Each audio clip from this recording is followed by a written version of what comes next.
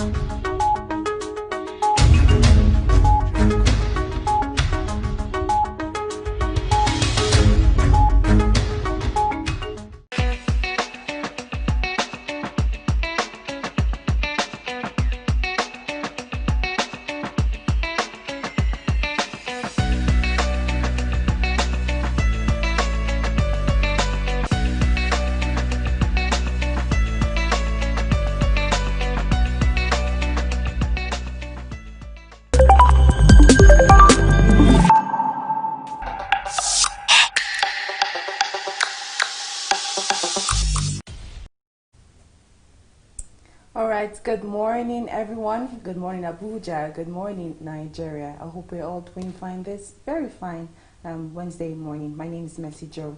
And my name is Elvis Oga. A very beautiful good morning to you and many thanks for joining us on today's edition of your one-stop breakfast show, Daybreak Africa on Television Nigeria. Good morning, Mercy Joe. Good morning Elvis. Partner in progress. Partner in progress. Alright, my night was very fine. I can see you actually looking so bright this morning. All right, we're talking about the renaming of the Ibadan airport after the late, in memorial of the late former governor of Ibadan State. Of Oyo State. Of Oyo. Ibadan, Oyo.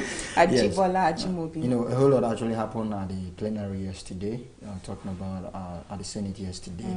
We're going to be talking about so many things that actually happened yesterday, but first of all, let's talk about what you just brought to the table, the call or the clamor for by a lawmaker, the president of Senator Buhari, that's his name, to rename Ibadan Airport after late Ajimobi. Yes, and you know, we're bringing it from this view. You know, I asked the question. Okay, you rephrased the question I asked. What contribution has he made towards the airport, probably the maintenance or whatever you, that warrants them giving him such a remembrance, a memorial? You know, we're actually trying to look at it from the angle you said earlier on, when you were asking what is the relationship between himself and the airport board. We're trying to take a look at the precedents that's actually been set from renaming of our national monument after some of our past heroes, as the case may be, if you want to put it that way. Like streets. Yes, and all. And we saw how some of those things actually go by. You must not necessarily have any link directly with that stuff before it could be renamed after you. But what we need to look at is how much contribution has he been able to make before to doing Oyo all State of this. Or to Oyo State, and then we need to ask the Oyo people: is this what they want? Recall that when there was this clamor for honoring or a memorial for late MKO Abiola, they tried to rename Lagos State University after them, or University of Lagos after him, and they didn't sit well with the student. That didn't work until they had to find a way of renaming the Abuja National Stadium after him, which is now known as MKO Abiola Stadium. We've seen that even after the passing on of Alex Ekweme, we saw that they renamed a particular institution in the eastern part of the country after him. So it must not necessarily have any direct relationship with the monument. But now we should start looking at it that way. Okay, with the monument. If you want to look at it. No, not the monument. I'm talking about the contribution. Okay, contribution. Yeah, it's quite good. And then we need to ask the people of the state, is that what you want? Your opinion also counts. Yeah, that's why I had to bring out what happened in Lagos. Okay, that's not what they wanted at that time and all. And then you remember what I said before we came on set. I was asking, we actually have other countries practicing their democracy. They have had their fallen heroes or their heroes past died and all. How do they honor these heroes or this their patriot? Is it by renaming some of those things? Because I was saying, if we don't take time, at the end of the day, we might really have some of our past heroes become more popular than our state themselves and our town, because at the end of the day, you keep renaming some of these national monuments after people. That way, at the end of the day, you might not really. Okay, somebody is now saying Ibadan Airport. At the end of the day, maybe if it's scaled through and it's been renamed. Let me even cite something here, talking about contributions. Now, we remember sometime in the program, we're discussing about the killing of George Floyd. Yes. And then there was this protest that was going on in the UK where the statue of a slave trade master was torn down. Going back into research, he was a slave trade master, but the community partook from and benefited immensely from anything that he did. So even if that statue was being erected for his memorial, because he gave all of his wealth after his death to charity. So even if that statue was erected for him, it was for a cause and for a reason. And the community were like wholly, they were in support of it because they knew what they had benefited from him and whatever it is what he was doing, even if it was on a negative light, but they benefited one way or the other from it. So that statue was erected. Now we are talking about renaming this airport, a very big airport that has been there before even his administration. We're not talking about renaming it. Why? Why wasn't it even renamed or with the person, even if the person is alive, whoever, under which government actually established that airport? Why wasn't it renamed after that person? Why should it be after someone that really doesn't have a direct contribution? Big questions begging for answers right there. But I think the bottom line is, well, if the people feel okay, he has actually made a whole lot of contributions to the welfare and, if the people of the not state, the lawmakers. Okay, like let's leave it at that. Going into the Senate, another thing remarkable thing that happened yesterday. Sexual harassment bill. Yeah, the anti-sexual harassment bill that was passed yesterday. Yes, and it was passed by the Deputy Senate President, Ovie Omo Agege. And yesterday he talked about whistling, winking, sexual compliments. They are all part of sexual harassment. You were trying to bring in that thin line that separates sexual harassment and sexual abuse. Because even though all of them want to fall into the abuse category, but one is actually weightier or light-weighty than the other. That's why this bill is a bill to this bill is a bill to prevent, prohibit, and redress sexual harassment of students in the tertiary institutions. You know, when it comes to sexual harassment in the tertiary institutions, it was actually one of the most talked about issue in the society before the advent of the outspread or outburst of rape cases across the country, that so many people have actually tried to trace with the prolonged case of coronavirus that's actually enclosed people in a particular setting for quite some time. So bringing this to be a right, and this is not the first time that this bill has been tried to be pushed out. Since 2016, and thereabouts. Even he was the same lawmaker that pushed it in some years back, not 2016 exactly, and then he's bringing it now again, and then now it's been stamped. Because we see in these tertiary institutions, you see all this, some of these lecturers, they want to grade you, they need you to do this. You remember that cliche or that hashtag sex for marks? So many people actually. So that is actually there also as well. So if we have this bill in place, it's saying 14 years imprisonment or 5 million naira bill. That was what I was saying. That means there is a very big difference between sexual harassment and sexual abuse. The sexual harassment is what happens before they want to become. Before the initial or the proper before they abuse. want to abuse, the proper abuse. So like whistling, sexual compliments, what have the you, winking, like smacking this. of lips. So now if anyone winks you this way, and you don't like it, it's sexual harassment. You have the law to defend you. You know, the law actually contains about 25 clauses, and we cannot actually spell all of them out because I was trying to look at, for us to have a balanced society, we need to look at it from the eyes of the lecturers and the eyes of the student. Sometimes you might actually want to see people who want to victimize people for some certain reasons. Misuse this opportunity. Yes, misuse the opportunity. Like we all know some students that actually feel, okay, they are big in the society. They self-acclaim small girls with big girls or small boys with big girls, as the case may be. You hear that there? Yeah. So I tried to study the clauses of the bill, and I saw that, okay, it addressed that to a certain extent, but there's some little reservation people are actually expressing concerning that, when it was actually put that if there is any report of a sexual harassment, the institution has the prerogative to set up a committee that will investigate into it. So when the institution failed to set up a committee, it has a penalty for the institution as well. Okay. And then when they set up this committee, any lecturer that is actually found guilty or found wanted, like you said, 5 million naira or 14 years imprisonment. Yeah. And then if a student submits a report and then an investigation is carried out, and then this lecturer is found not guilty, the student could be suspended. And now, how does the interest of the student is being represented? Because you are going to submit this report, it is the colleagues of this lecturer that is going to sit and then investigate the issue. How sure are you that, okay, they are not going to have some level of empathy or sympathy for their colleagues, who will now come from the angle of the student, so that you don't have a case of, okay, you submit a report, okay, they want you want a panel to be set up, we've set up this panel, and then they do some kind of kangaroo trial, as the case may be.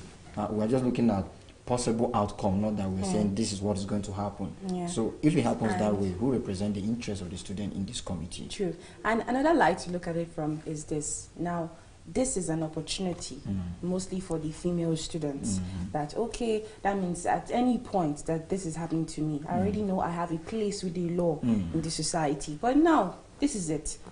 Winking, whistling, this sort of happenings, how do you place them as an evidence? Exactly. He's winking at you, he's whistling at you. Record.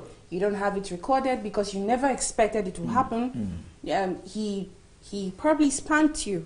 You never expected that would happen. So how are you supposed to copulate this as an evidence to tender to the school management or to the law? How exactly? I know that this law has been pushed out. You know, when we were actually talking about some people try to take advantage of the situation and all, and we were saying, okay, you know, there are some students who actually maybe justly they failed. Maybe you sit for a particular course once, twice, and you feel you should pass and you didn't pass.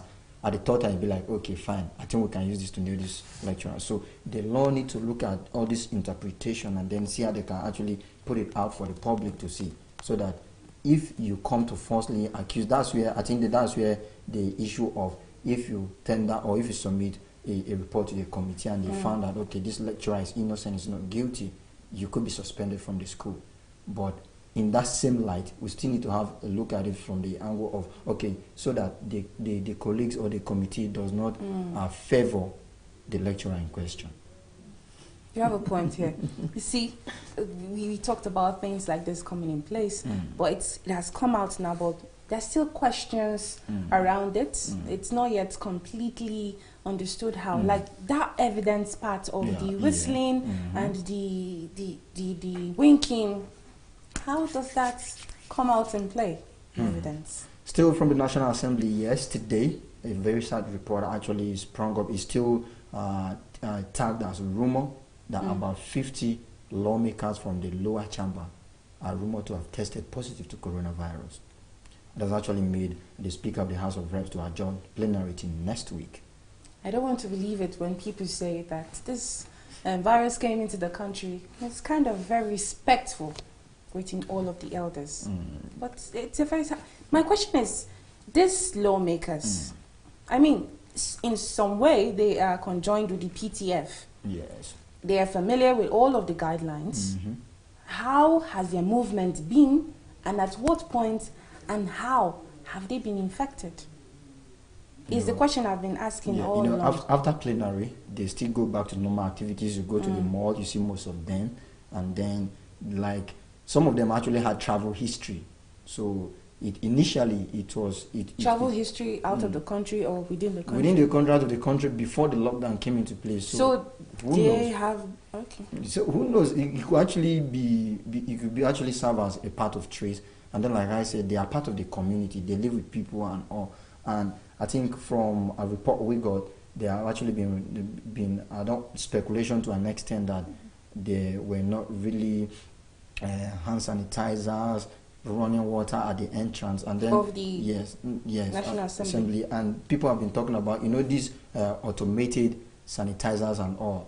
I know a person that actually installed that. Looks like an ATM machine. You go in there, you wash your hands, sanitize your hand, yourself and everything. Because we have some churches that even have that already. So talk more of the National Assembly. So they say after a series of revisiting the case and all, they have not actually been put in place till now. So we're now coming to see very ugly reports or news like this is not actually good.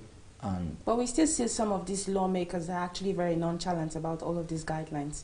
You still see some of them not even putting on their face masks. Some of them don't even practice the hygiene. I mean, take for instance the other day at the late Aji Bola's funeral in Ibadan there.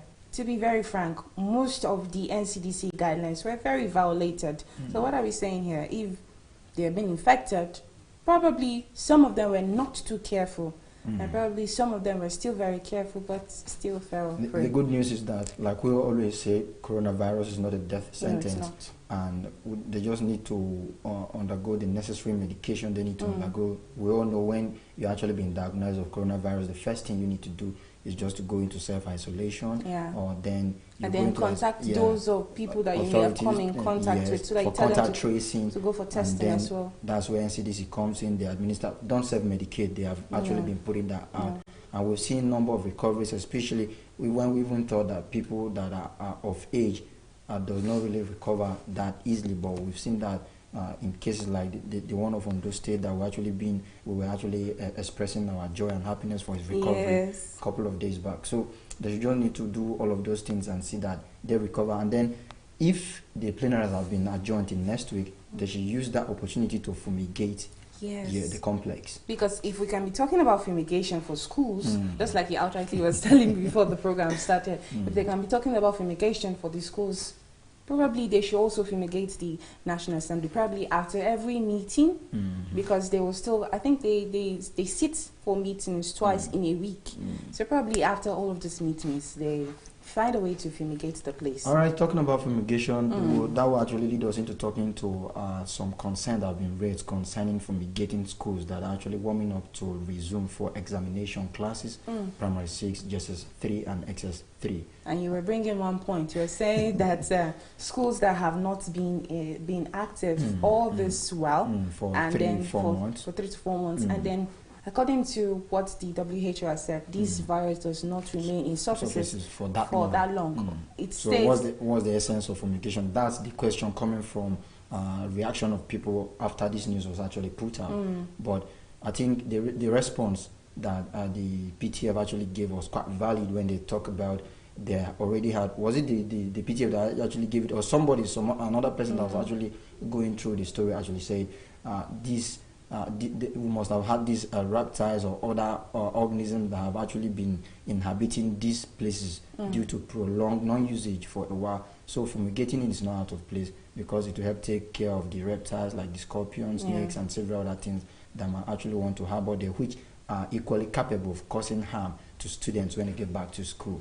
And this whole fumigation, they said they actually try to adopt this fumigation now because the fumigation does not actually be effective for that long. Then we're now looking at, does that mean this fumigation needs to be done frequently, just like you advocated for the National Assembly complex, that after the meetings for the week, maybe it should be fumigated weekly, since the efficiency or efficacy of this fumigation does not last for that long? Well, during the week, or last week, I was listening to one lawmaker in the National Assembly, and he was making this statement: whether you like it or not, even where we are right now, coronavirus is there. Do you know why he made that statement? No. Because some people are asymptomatic, just like the Ondo State governor, though he's recovered now, but he was asymptomatic. So what we're saying is that you don't know who this thing is already with, and you don't know who has come in contact with someone else that already has it. So you just have to keep fumigating. These schools, I know that nobody has been there for a long period of time now, but it is not, and it will not be out of place if they still fumigate the place. After all, prevention is actually better than cure. So you can't be assuming and thinking that 3 days is gone past. It's 3 months. No need. All right, from the international scene, it was brought to our notice that the U.S. President Donald Trump is actually starting processes to withdraw from WHO. And he has how many more months I think before the election is by November, right? Yes. The election is by November. And if he doesn't come out You know, victorious, there was this time I actually sent a letter to the United Nations that actually made them to summon the WHO boss to see how they could actually expedite actions on getting a cure, a vaccine for coronavirus, because he said if they continue to handle this global pandemic with kid gloves, that was his words then, that the US will have no other option than to pull out and then withdraw all their support to World Health Organization. And we actually saw that coming yesterday. He still sent a letter to United Nations, which is actually a depository for World Health Organization, and he said it will take a 1-year withdrawal timeline. That is where the question of his tenure comes when in. it's ending, and then even though he's seeking re-election, but if, like you are about to mention, because whoever now comes back in power after, I'm not saying it, are we sure the person wants to adopt that same method? You know, the other countries like China has actually been asking Donald Trump that US would actually be more instrumental to World Health Organization if they happens to be inside, because that's the only reason, or that's the only way they can actually inform some of their decision and all. But you're trying to ask a question. All this while they have been part of the World Health Organization. World Health Organization. Has there been reasons? Has they been able to inform their decision to an extent? Because Donald Trump was actually coming from the angle of allegation accusing the World Health Organization of playing to the bidding of some supposed individuals or power blocks or countries, as the case may be. We don't know. COVID-19 figures, you have them? Talking about the COVID-19 figures. I saw about 503 new cases yesterday. Wow. With about 14 deaths. Wow. And Lagos still have the highest number.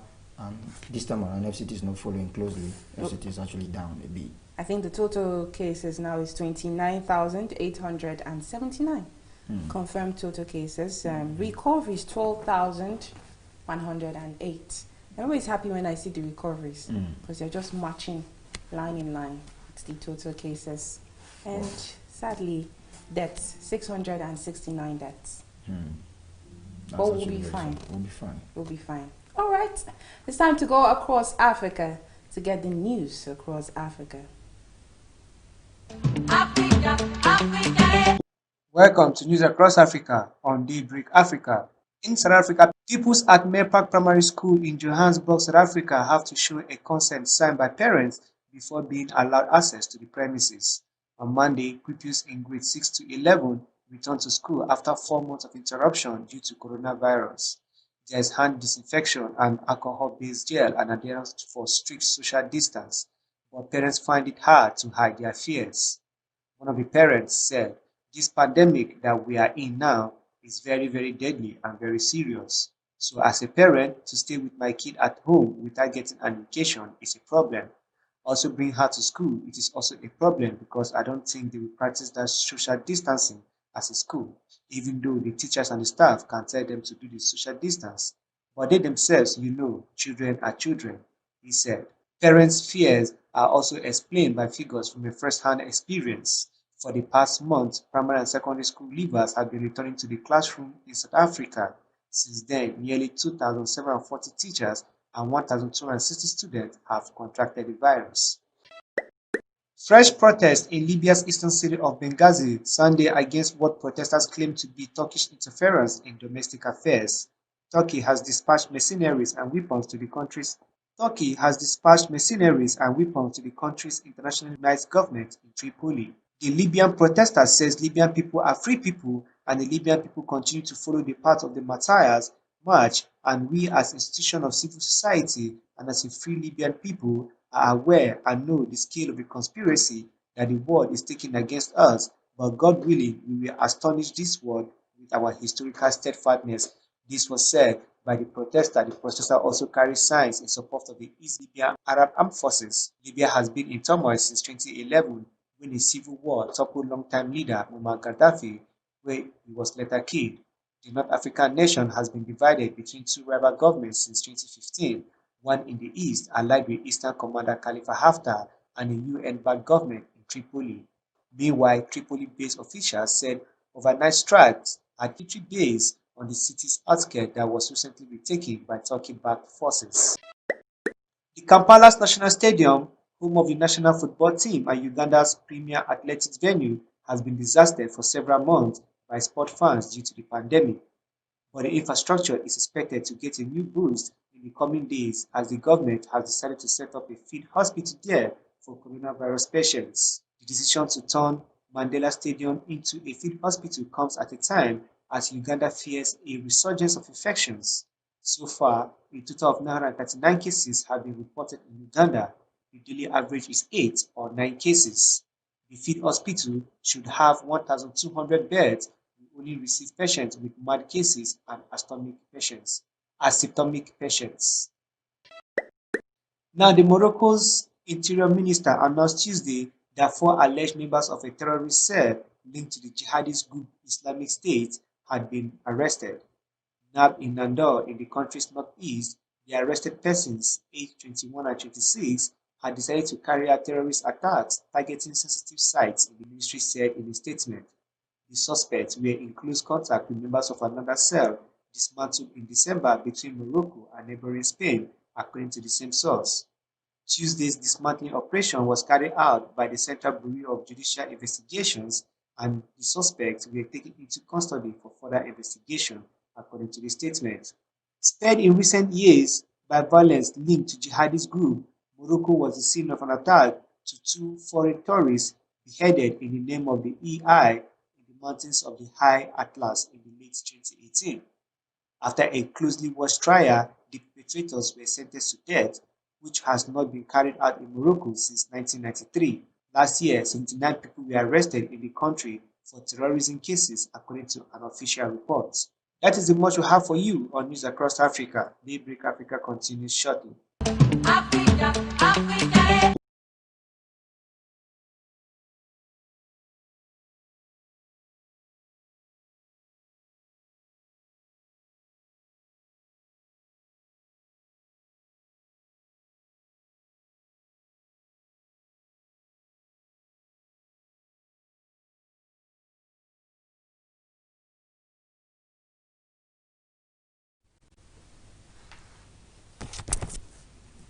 All right, welcome back. That was Across Africa right there with so many news coming from the African continent. We now take you over to our next segment, which happens to be newspaper review segment right here on Daybreak Africa. All right, let's take a look at the Daily Trust newspaper this morning. The big headline here: Buhari shops for Magu's replacement. Suspended EFCC chair risk prosecution. Nobody above scrutiny. That's coming from the presidency. Below that, security operatives search Magu's houses. We are watching unfolding events. That's coming from Sagi. You can get a hold of that on page 5 of the Daily Trust newspaper. Below the picture nameplate here: gunmen kill army officer, abduct wife, mother in Kogi State. That's on page 32 of the newspaper. Beside that, Ondo governorship, lawmakers divided over move to impeach deputy governor. That's on page 30. 3.4 million more Nigerians could become extremely poor. That's on page 17. Above the nameplate, low booking as commercial flights resume today, as expected. Yeah, everybody is actually quite scared for him or herself. Yes, and even talking about being scared, the prices, I'm sure they have skyrocketed now, so people are not thinking about that way. Beside that, how Zamfara bandits masterminded doctors' murder. That's on page 4. How tailoring gave me breakthrough. Aspiring tailors can get hold of that on page 19 of the Daily Trust newspaper. And that does it for the front headlines. All right, and a quick look at the Nigerian Tribune reviews are the following headlines. Just below the nameplate, U.S. begins formal withdrawal from WHO. That story can be found on the page 3 of the Nigerian Tribune. We actually made a reference to it as one of our concerns for the day. Beside that, enough is enough. Reopen all churches now, can't tell state government. You can actually look that up on the page 4. And then from page 2, Senate passes sexual harassment bill. Below the picture story, reps to probe NNPC over $1.05 billion illegal withdrawal from NLNG account. That story is on the page 27 and page 26 of the Nigerian Tribune. Below that, to probe Labour Minister over suspension of NSITF management. Beside the picture story, no face mask, no exam. That is coming from WAEC, $5 million candidate to sit, or that's like 55 million candidate to sit for exam. All right, now let's take a look at the banner headline from the Nigerian Tribune. Magus probe creates uncertainty in EFCC. Presidential probe panel sitting enters day 2. Presidency mom on his reported suspension. Anti-corruption chief moves belonging out of office. Security operative search his house. He must be treated fairly. That is coming from Serap.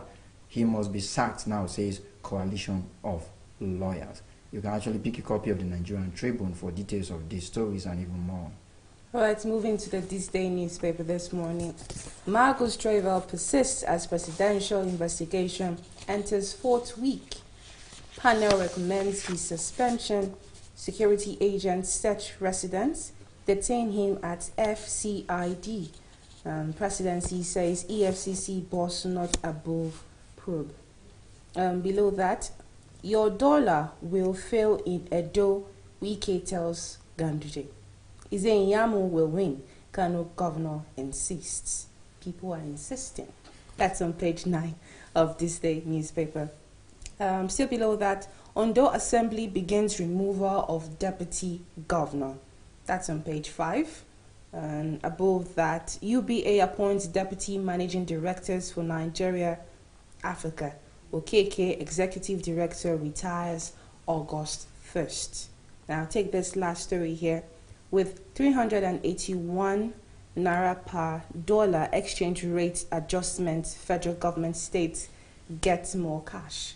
That's on page 8 of This Day newspaper. All right, let's quickly take a look at headlines we have from the Daily Sun. Beside the nameplate, Ondo Assembly splits over plots to impeach deputy governor. 9 lawmakers pull out of impeachment process. You can check that out on the page 29 of Daily Sun. And then Edo Guba, Wike Ganduje in hot exchange. That story is on the page 28 of Daily Sun. And the banner headline is still talking about the embattled EFCC boss with the caption, Mago's trouble increases, Mohammed may step in. You can check that out on the page 8. EFCC chair suspended, faces panel from detention. Director of operations likely to hold forth in interim. Embattled chair risk police disciplinary action. How action was executed by 3 security agencies. Security searches Old Karu residents. And below the picture story, fireworks in Senate over sexual harassment. Proposed law forbids lecturer-student relationship. Reps seek special court for sexual offenses, gender violence. And then beside that, 2023, Southeast PDP rejects zoning presidential ticket to the north. You can actually check that on the page 6. And then lastly, we have this headline that has to do with our airlines. NCAA suspends 8 airlines, says federal government will soon provide long-term single-digit loans for industry. You can see that on the page 25 of the Daily Sun. And that does it for the Daily Sun. All right, moving to the Nation newspaper. Detectives search Magu's house as probe continues. EFCC chair returns to custody after second day of grilling. 3 shortlisted for job. Below the picture nameplate here, APC lashes Ondo deputy governor as House begins impeachment process. That's on page 8. Above that, Naira to exchange rate at 381 Naira to dollar. Currency down by 5.54%. That's on page 8. Beside that, Chike Obi leads lobby for AFDB's additional banker rules US. Still beside that, UBA appoints Liadi Alawuba DMDs. WAEC needs 50 million naira PPEs to kit supervisors, others. And they should also kit the students as well, probably. Right, that's all for the Nation newspaper. All right, let's take a quick look at headlines from the Daily Times, and we go straight to the banner headline with the caption: Sani Mohammed tipped to head EFCC as Mago's houses are searched. Below the picture story, the editorial story says, "Save our doctors from COVID-19 death." And then concerning economy, there is a projection here which might not really sit well with Africans. African economy to decline by $189.7 billion. And that's it for the Daily Times. All right. The Guardian newspaper here. 5 airlines restart flights amid strict protocol. Uncertainty over bailout funds. On board physical distancing. I would love to see a picture of that. Whoa. Travel experts project 30% load factor. New normal awaits travelers. No food in flight. Some of us look forward to that food in the flight, though. You actually shared a video the other day. Yes. That's one moment. One you look out moment for. I always look out for. All right. Below the picture nameplate, EFCC boss Magu suspended. No one is above scrutiny. Presidency affirms. Indictment a slap on Buhari's anti-graft campaign. I know most of that talk would definitely come out saying that he is one was clamored for. But then, he is making it very obvious no one is above the law. Exactly the point. We were actually talking about Offset before we came on here, because I was saying Nigeria should actually look at it like it's a win situation for Nigerians at the moment, for the fact that, okay, a high There's profile, no cover-up. Yeah, a major player in the anti-corruption war of President Muhammad Buhari's administration. Yeah. A case concerning him is not being swept under the carpet, but Buhari is We're allowing seeing the it president, out there. We're even seeing a allowing replacement a probe to already it and everything. So nobody's actually above the law. Okay, above the nameplate, crisis in Imo State Assembly over plot to sack Speaker. That's on page 20. Beside that, Keyamo kicks as Ngigi apologizes to NAS over 774,000 jobs. When you think that we're actually coming to a roundtable on the same page concerning these issues, then you see something else. Something else, like you said. Because when we saw yesterday that the Minister of State for Labour has actually allocated some slots to these ministers, senators. About 15%, you said? Yeah. And we're thinking, okay, maybe this will actually settle the root and everything. But seeing the Minister for Labour and Employment, the president of Dr. Chris Ngigi, come out to apologize, and he's not sitting well with Keyamo again. But we just need to just put away our differences and then clamor for for the growth and development of the country and the interest of the people, the masses. Exactly. All right, I'll take this final headline here. My father impregnated me thrice. CAC pastor's daughter tells police. I can see three things here: impregnated, thrice, pastor. That's on page 8 of the Guardian newspaper, and that does it for the Guardian newspaper. All right, and now from the Punch newspaper, we take it from the top to the bottom, just above the nameplate. Ghana reopens 600 Nigerian shop after 6 months. You know, this story has actually been lingering on since last year, where Nigerians have been talking about unfavorable situation of treatment from the government in Ghana. Ghanaian authorities on them. For some reason, most of them, that was their full livelihood, and their place is just being shut down by the. Thank God that this is actually coming up, but it actually took too long for it to happen. So long a time. Most times, I wonder what happens to our bilateral relationship, especially for the fact that we are neighbors and we both of West African. The other time it was a demolition of the Nigerian embassy. I don't understand what's happening. All right, below that, continued closure of church is no longer justifiable. That story can be found on page 2, and that story is actually coming from Cannes. WAEC releases guidelines for 2020 WASI. You can check that on the page 8 of the Punch. And we're talking about no face mask, no exams. As one of the guidelines.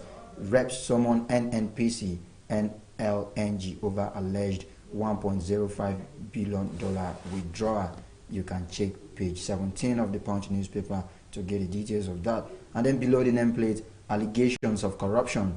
Please comb Magu's house after suspension. Returned to custody. Allegations against EFCC boss too weighty to be ignored. That is coming from an official. NBA backs probe says anti-graft agency's chair not above the law. And then below the picture story, we take a look at this headline that's actually been so rampant these days concerning the special works.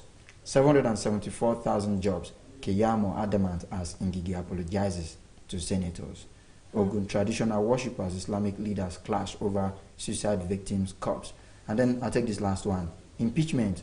Ondo deputy governor sues assembly. House serves notice. Pick a copy of the Punch newspaper to get the details of all the stories we just brought your way and even more. This is my last paper here, the Business Day newspaper. I actually just saw off my last two. All right. Overwhelmed by COVID-19, Nigerians face food crisis over disruptions to planting season. Beside that, Lagos needs to invest in 3-leg transportation system to become competitive. That's coming from experts. And I'll take this last story, which is an inside story. UBA Group announces appointment of deputy managing directors for Nigeria, Africa. That's on page 28. Congratulations there. All right, that does it for the dailies. Yeah, for the dailies, and we have a very important package that will be launching pretty soon, but it will not be totally okay if we launch that package without sharing our views or talking about it. Nigeria's democracy in Nigeria. Democracy in Nigeria. I mean, the other day, last month, June 12th, we celebrated Democracy Day in Nigeria. And it's 20 years. Yeah, and since we returned to democracy. Because we actually had a very short-lived democracy a couple of some times back. Yes. When the government or military government of Olusegun Obasanjo then handed over to a democratic setting, but that was short-lived, like I pointed out. Again, what is democracy? Normal, simple definition of democracy: government of the people, by the people, and for the people. So where your rights are respected. You have freedom to entitlement as a human being. Freedom of speech, freedom of movement, freedom to air your views. Whether it's... Anyway, freedom to air your views. Without infringing on the rights of others as well. Because Exactly. we have to be conscious of the fact that your rights ends where another person's rights start from. Yeah, you can't go rudely about it. So, Nigeria practicing democracy for 20 years now. We have different sectors, different angles. How well can we say that Nigeria has solved a lot using democracy and all? Insecurity, godfatherism, lots. Like we said, like the package we have to launch, so many Nigerians actually react to what they feel about democracy, and then from their reaction, you can actually pick some valid points.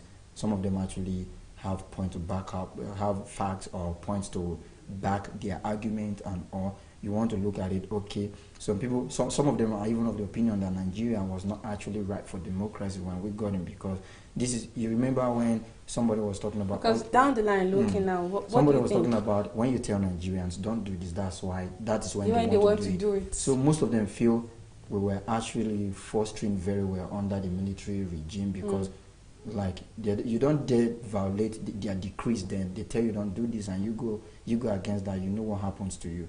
But people felt the rights of so many people were actually violated. People could actually do things and feel they are above the laws and all of that, especially people at the corridors of power then. So even freedom of press too, you could see. Anyway, see, let's launch it. Nigerians are dissatisfied with democracy. Let's listen to what they had to say.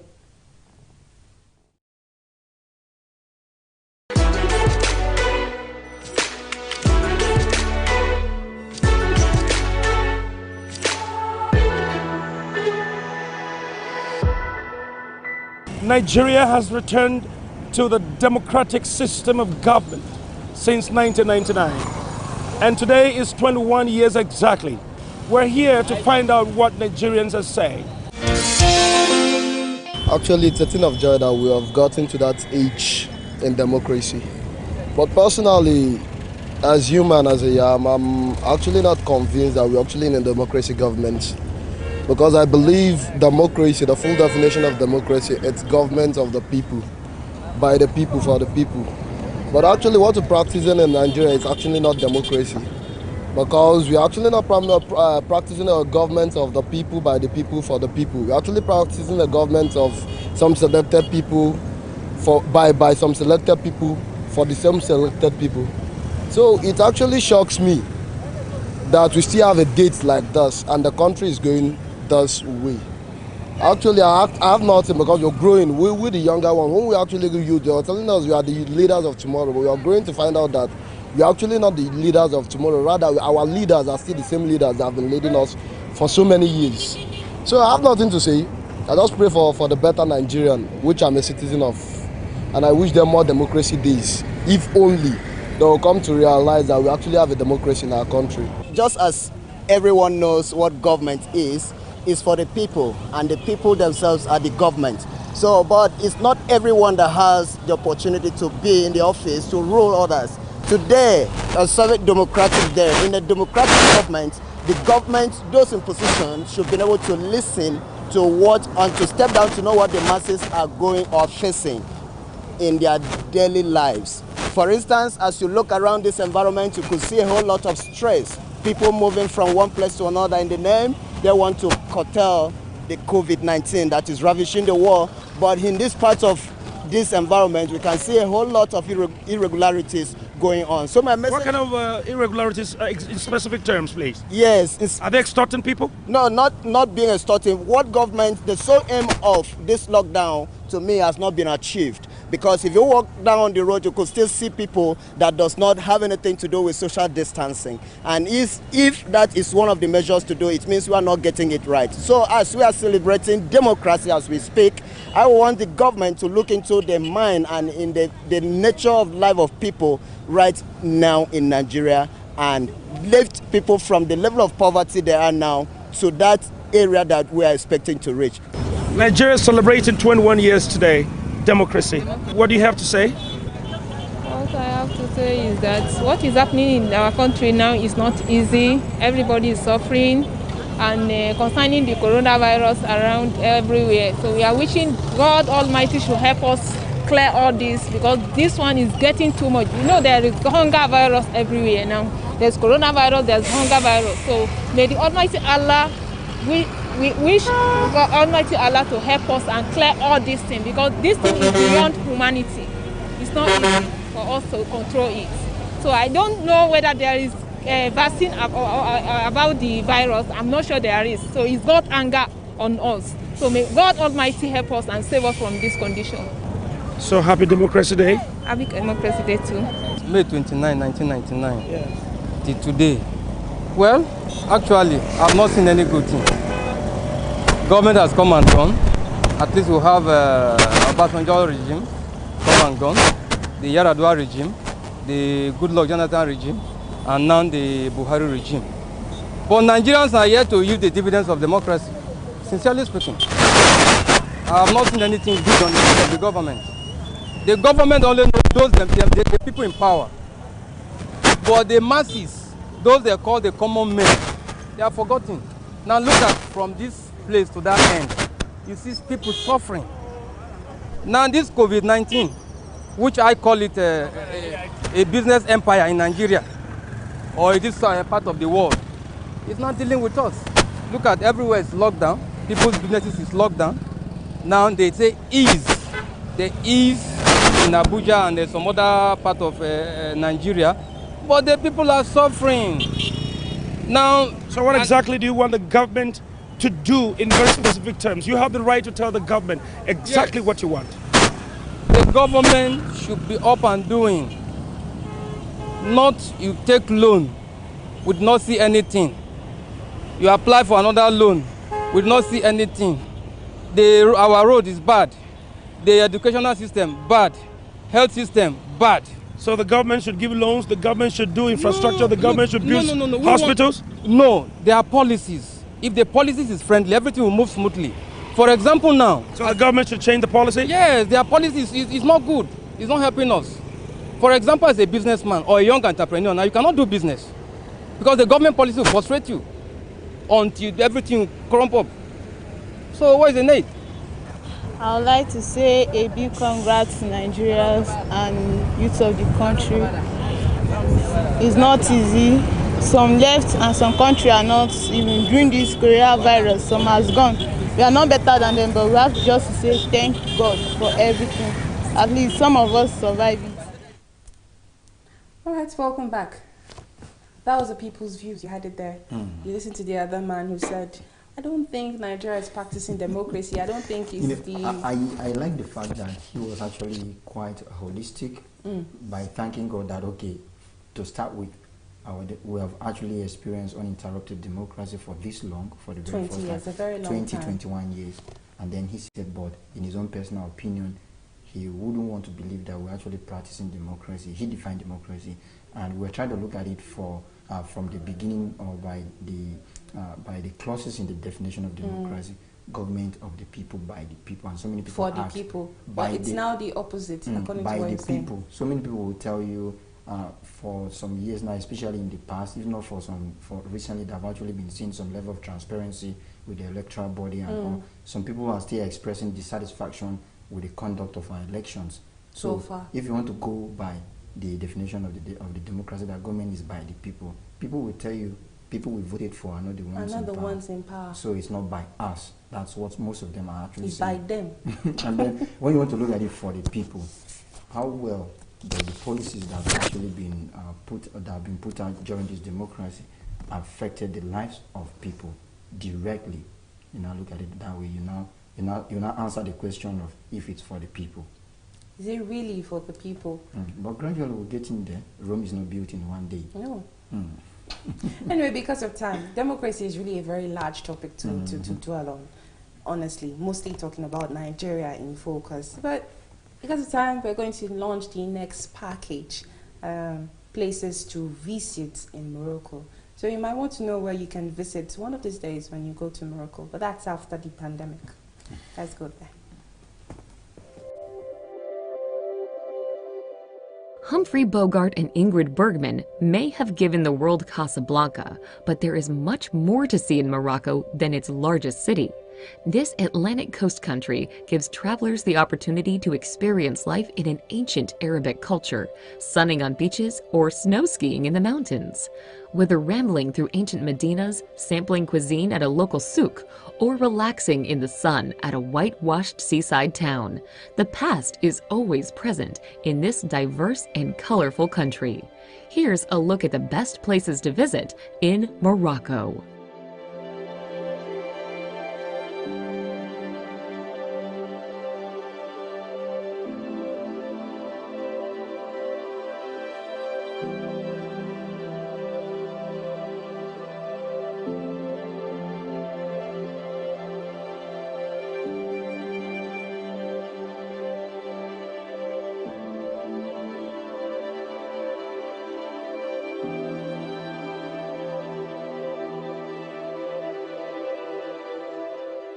Number 10. Lagzira Beach.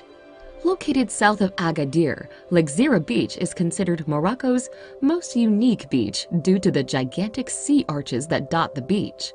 They're so big that a person standing underneath one at low tide will seem like a small dot.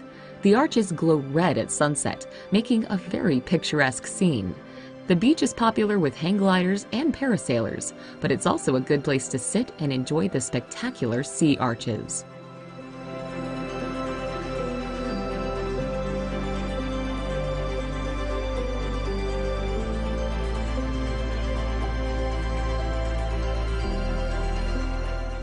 Number 9. Casablanca. Everyone knows the city of Casablanca as the colonial setting of the 1942 romantic film, but the city of today doesn't quite reflect that dreamy, enchanting feeling. Instead, modern-day Casablanca is a trading powerhouse. The importance of a port city means it is Morocco's economic hub. You can still take a walk around Casablanca's curious old downtown to discover its past. Ornate Moorish architecture is infused with European shapes and styles. If you really want to hark back to black and white films, have drinks at Rick's Cafe, the famous bar from the film. It's a reconstruction, but we can all pretend, right? Number 8. Meknes. Meknes is one of the 4 imperial cities of Morocco, and its name and fame are closely linked to that of Sultan Moulay Ismail. The Sultan turned Meknes into an impressive city in Spanish Moorish style, surrounded by high walls with great gates. While Meknes is an imperial city with a lot of historical monuments and natural sites, it is also the nearest city to the Roman ruins of Volubilis.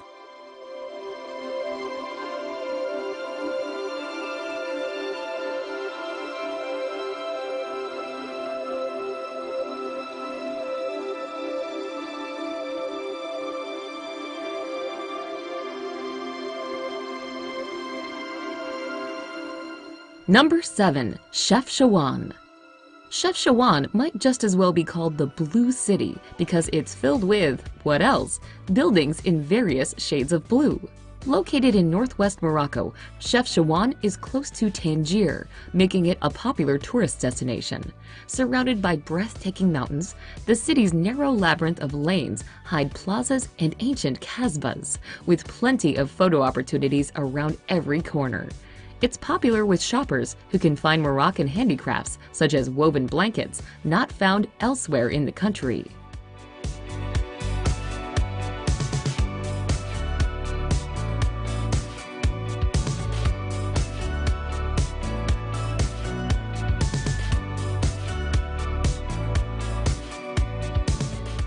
Number 6. Asila. Now a popular seaside resort town, Asila has a glorious history that dates back to when it was a trade center for the Phoenicians in 1500 BC. In the 19th and 20th centuries, pirates used it as a base of operations. Fortifications from these bygone eras remain, surrounding the restored Medina. Whitewashed buildings complete with picturesque scenes. It has a good selection of budget hotels and restaurants and a growing art scene. About 1.5 miles south of Asila lies Paradise Beach, a wonderful wide stretch of sand popular with locals and tourists.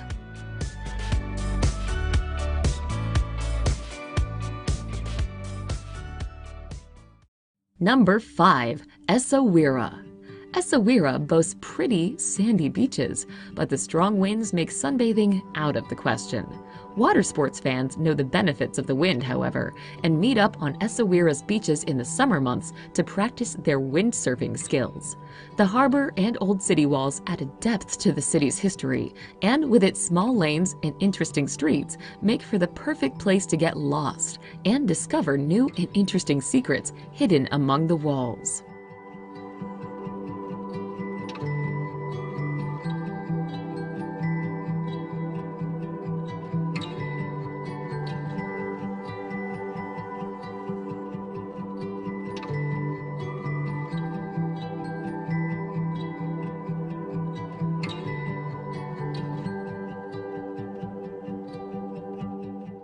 Number 4. Fez. Once the capital of Morocco, Fez exudes culture and history.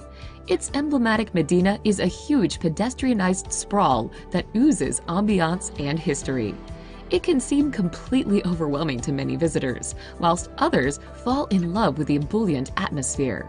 Those who are brave enough to wander down the narrow alleys can discover the city's 2 Islamic schools. Dating back to the 14th century, both madrasah have intricate faces carved from cedar as well as elaborate tiles. The 11th century Tuwara tannery is one of the oldest in the world and has been making leathers for traders for many generations. Make sure to look out for it in the bustling marketplace.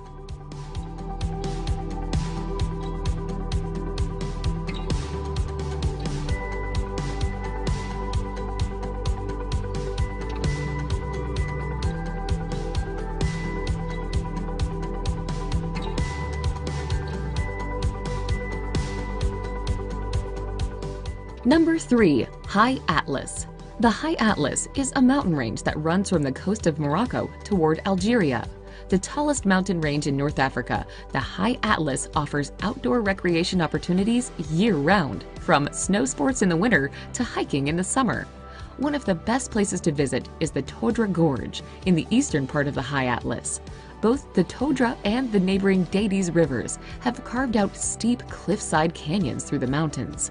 On the edge of the High Atlas Mountains is the Ait Benadou, a traditional mud brick city that has appeared in many movies, including Lawrence of Arabia and Gladiator.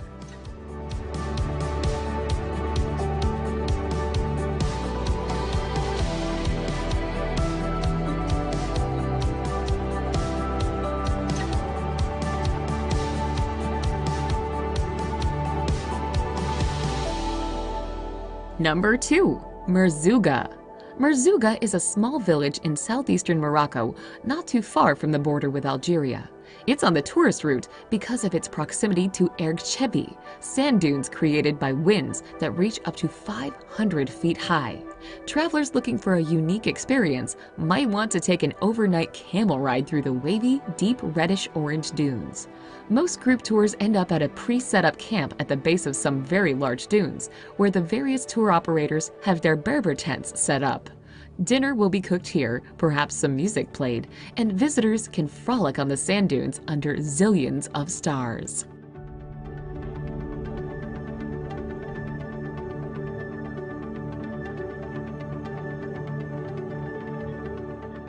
Number 1. Marrakesh. Formerly one of the country's imperial cities, Marrakesh is sometimes referred to as the Red City because of its sandstone buildings. During the 1960s, Marrakesh was known as a hippie mecca, attracting famous celebrities such as the Beatles, Yves Saint Laurent, and the Rolling Stones. Comprised of beautiful old architecture and courtyards of orange, palm, apricot, and olive trees, Marrakesh today is still one of Africa's most popular tourist destinations. The best way to sample its charm is to take off walking through the Medina, watch a snake charmer, haggle over an old carpet, eat local delicacies such as sheep's head, or have a massage in a public bath. Other possibilities include strolling through the Jardin Majorelle, a botanical garden that blends Art Deco and Moorish features, and sipping mint tea at a traditional tea house.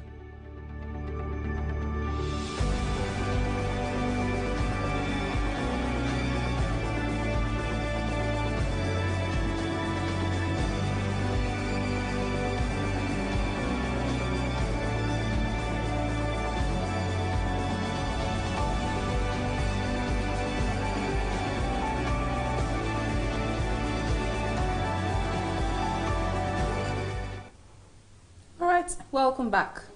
Lots of beautiful places to be when you go to Morocco. Like before we launched that package, we were talking about how beautiful Africa is as a continent. Yes. Yesterday we saw Nigeria, we saw other tourist centers in Nigeria and in Africa, and now we're seeing Morocco. We have lots of beautiful very places. Beautiful places like the Asila, the Chef Chahar, yes, the Sanivo, the Fez, High Atlas. Well, Morocco is in North Africa. It's in North Africa. Yeah, sure. All right. Our question for the day still remains: what is the most spoken language in the world? Very tricky one, because the answer will shock you. Yes, it will definitely beat your imagination. All right, keep dropping your comments there for us. We'll get to review that on the program tomorrow morning. So, that is the much we can take on today's edition of Daybreak Africa on Television Nigeria. Yes, my name is Mercy Joe. And my name is Elvis Oga, saying thanks a lot for being part of the show this morning. Join us tomorrow, same time, same place for another interesting package. Until then, do have yourself a lovely day and stay safe. Yes, and until then, we'll be leaving you with a package. The full meaning of DNA is coming from the streets. So probably we'll talk about that tomorrow when we come on the program. Have a nice day.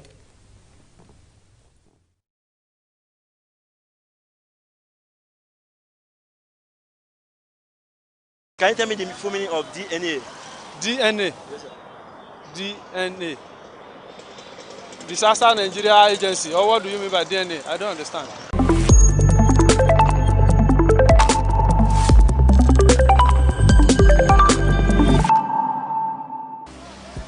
Wait on, sir.